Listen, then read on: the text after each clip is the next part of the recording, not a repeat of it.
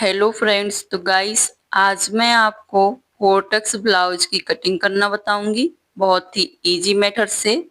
तो यहाँ पर आपको वीडियो में एंड तक बने रहना है, वीडियो को स्किप नहीं करना है।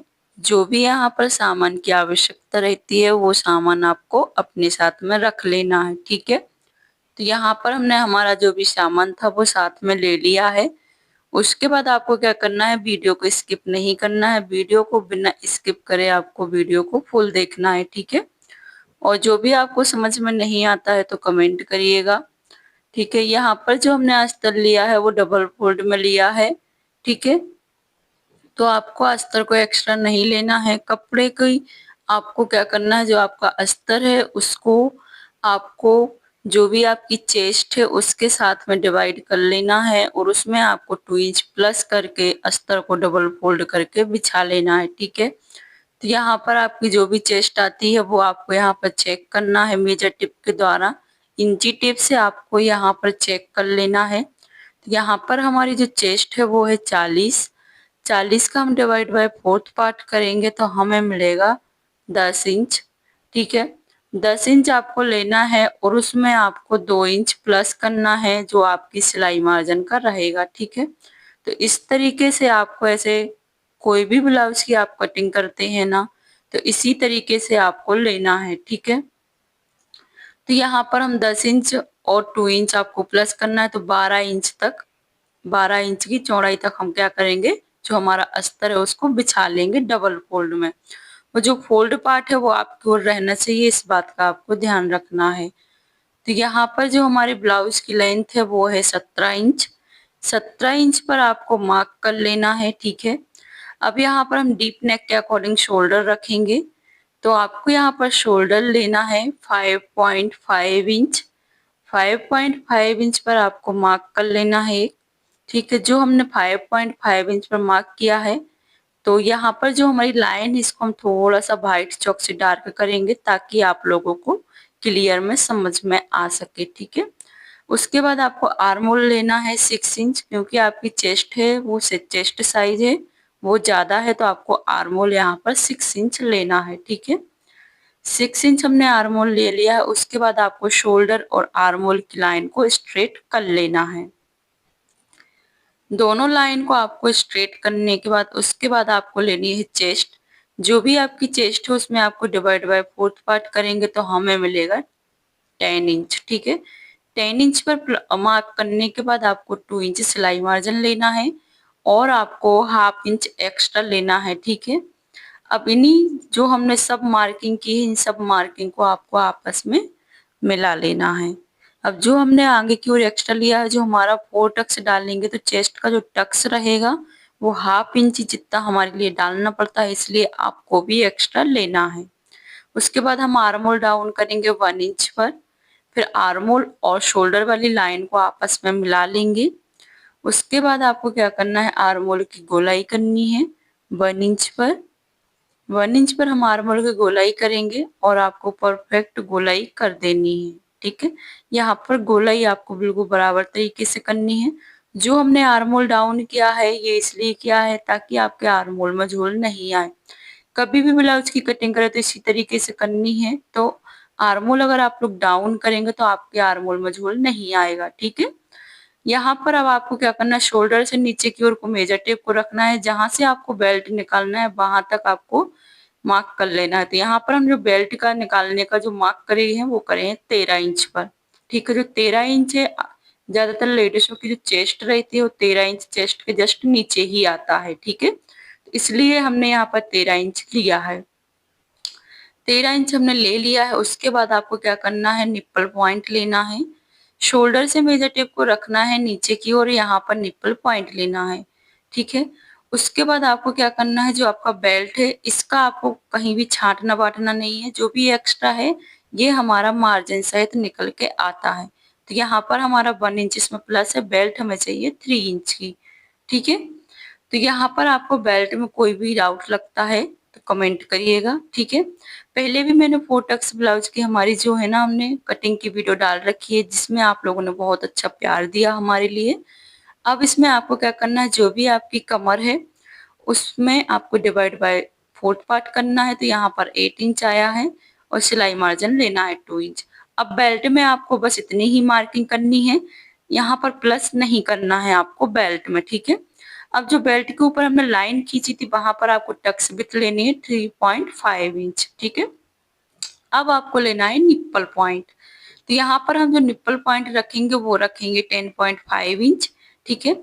10.5 इंच पर आपको मार्क कर लेना है और आपको जो आपने 3.5 इंच पर मार्क किया था वहां से आपको मेजर टेप को रखना है आगे और पीछे की ओर 1.5 इंच पर मार्क कर लेना है, मतलब 1.5 इंच, ठीक है। अब यहाँ पर 1.5 इंच पर जो हमने मार्किंग की है उन मार्किंग को आपको जो आपका निप्पल पॉइंट का मार्किंग है उस मार्किंग के साथ में आपको मिला लेना है, ठीक है। तो यहाँ पर हमने बीच का जो टक्स है, सबसे पहला जो हमारा टक्स है उसको हमने यहाँ पर डाल लिया है। अब इसके बाद आपको सब बाकी जो 3 टक्स है वो भी आपको डाल लेने हैं, ठीक है।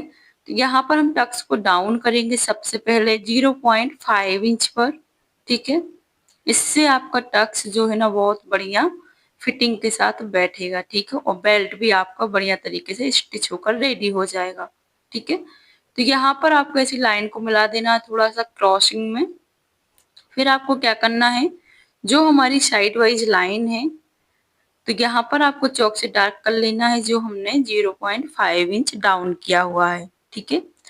चौक से थोड़ा सा हम डाउन करते हुए एक्स्ट्रा ले लिया था थोड़ा सा हमने, तो जो हमारी बेल्ट की मार्किंग है उसके आपको ऊपर से 0.5 इंच जितना ऊपर से आपको डाउन करना है जो हमारी साइड फिटिंग आएगी, ठीक है। अब यहाँ पर आपको प्लस करना है जो भी आपकी कमर थी, तो कमर का जो हमने मार्किंग किया था वो किया था 8 इंच और 3 सूत, ठीक है।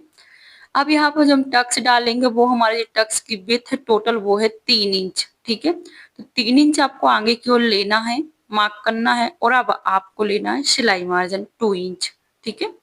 तो ऊपर की ओर आपको प्लस करना है, बेल्ट में आपको प्लस नहीं करना है क्योंकि हम टक्स डालेंगे ना तो बेल्ट के बराबर हमारा आ जाएगा, ठीक है।